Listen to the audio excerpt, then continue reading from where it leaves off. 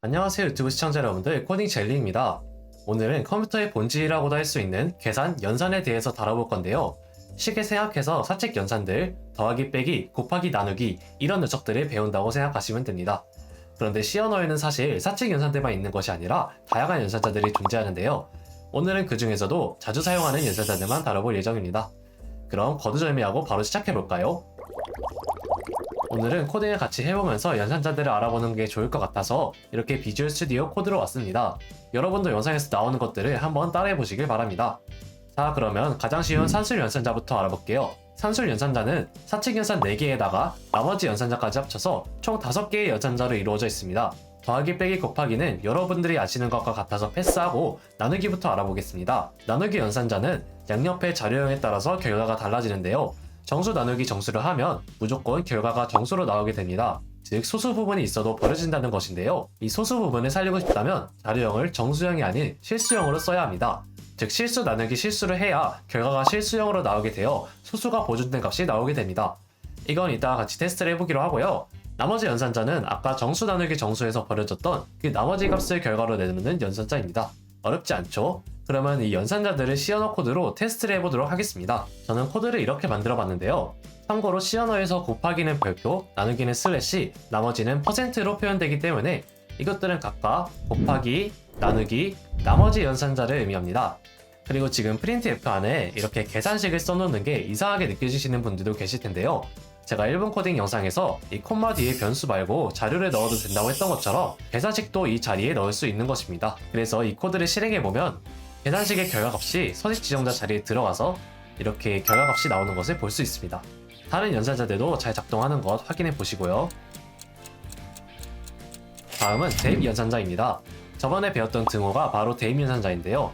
등호에 대한 설명은 이전 영상에서 많이 했기 때문에 이번에는 등호를 활용한 다양한 예시들을 살펴볼게요. 이렇게 앞에서 배운 산술 연산자를 섞어서 사용할 수도 있고요. 한 변수의 값을 다른 변수에 대입시킬 수도 있습니다. 그리고 또 변수에 대한 산술 연산을 해서 그 값을 자기 자신에게 대입시킬 수도 있는데요. 이러한 경우는 특별히 그 과정을 이렇게 추격할 수가 있습니다. 지금 이 두 코드가 완전히 같은 기능이라는 것이고요. 앞에서 배운 산술 연산자들 모두 이러한 형태로 사용할 수 있습니다. 대입 연산자도 이렇게 printf문을 만들어서 확인해보면 이런 결과가 나오는 것을 알 수 있습니다. 이번에는 증감 연산자입니다.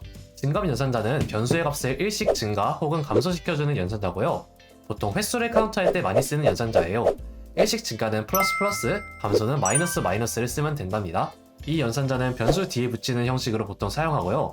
그냥 이렇게 떡하니 쓰고 세미콜론을 찍으면 이 코드를 지나면서 변수의 값이 1 증가하는 것입니다. 이것도 차이가 보이게끔 코드를 만들어서 실행해보면 결과가 이렇게 나오는 것을 볼 수 있습니다. 다음으로는 비교 연산자입니다. 비교 연산자는 연산자 양옆을 비교해서 참이면 1, 거짓이면 0을 나타내는데요. 많은 프로그래밍 언어에서 참을 1, 거짓을 0이라고 정해놓는 것이 국룰이기 때문에 이건 C 언어를 안 하시더라도 꼭 알아두시길 바랍니다. 근데 얘는 결과값이 1과 0밖에 없다니 얘의 정체는 뭘까요? 바로 수학 시간에 배웠던 등호, 부등호입니다. 근데 C 언어에서 등호는 이미 대입 연산자로 사용하고 있잖아요. 그래서 여기서 쓰는 같다의 의미의 등호는 등호 2개를 이용하여 표현합니다. 나머지는 수학 시간에 배운 거랑 똑같아요. 작다, 크다, 작거나 같다, 크거나 같다. 그리고 특별히 같지 않다라는 연산자도 존재하는데요. 여기서의 느낌표는 아니다 라는 의미를 가지고 있습니다. 이제 정리를 해보자면 비교 연산자는 양옆의 값이 연산자의 의미를 만족하면 1, 아니면 0을 내보내는 녀석이고 비교 연산자와 양옆의 것들을 포함한 식 자체를 조건식이라고 합니다. 조건식은 이따가 또 나오니까 기억해 주시고요. 이것도 예시를 몇 개 만들어서 실행해보면 다음과 같이 나오는 것을 볼 수 있습니다. 한번 멈춰서 확인해보세요. 이번에는 방금 배운 비교 연산자의 짝꿍인 논리 연산자입니다.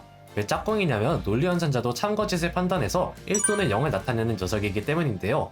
다만 판단하는 방법이 비교 연산자와는 조금 다릅니다. 먼저 AND 연산자는 AND 기호 2개를 붙여 쓴 것이고 양옆의 조건식이 모두 참이면 1, 아니면 0을 내보내는 친구입니다. 아까 말했던 조건식이 여기서 쓰이네요. 그리고 사실 조건식뿐만 아니라 변수나 자료가 들어가도 되는데요. 이 경우에는 보통 변수나 자료의 값이 1 이상이면 참, 0이면 거짓을 나타낸다고 보시면 됩니다. 다음으로 OR 연산자는 이런 직선 2개를 붙여 쓰는데 이 직선은 엔터키 위의 키를 Shift와 함께 누르면 나옵니다. 이 5월 연산은 AND 연산자와 반대로 양옆의 조건식이 모두 거짓이면 0 아니면 1을 내보내는 친구인데요. 쉽게 생각하시면 AND는 참이 나오기 까다롭고 5월은 거짓이 나오기 까다롭다고 생각하시면 됩니다.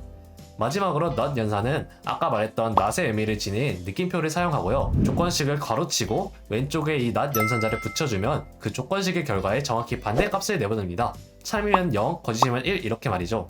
이것도 코드를 만들어서 실행해보면 다음과 같이 나오니 참고하시길 바랍니다.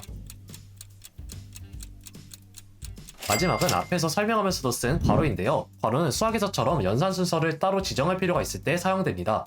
당연히 C 언어에서도 곱셈과 덧셈이 있으면 곱셈이 먼저 계산되는데요. 만약 덧셈을 먼저 하고 싶으면 그 부분을 괄호로 감싸면 되겠죠? 단 수학에서처럼 소괄호, 중괄호, 대괄호를 다 쓰는 것이 아니라 오직 소괄호만 사용해야 한다는 점 주의해주세요. 자, 이렇게 오늘은 정말 기본이 되는 연산자만 설명해봤는데요.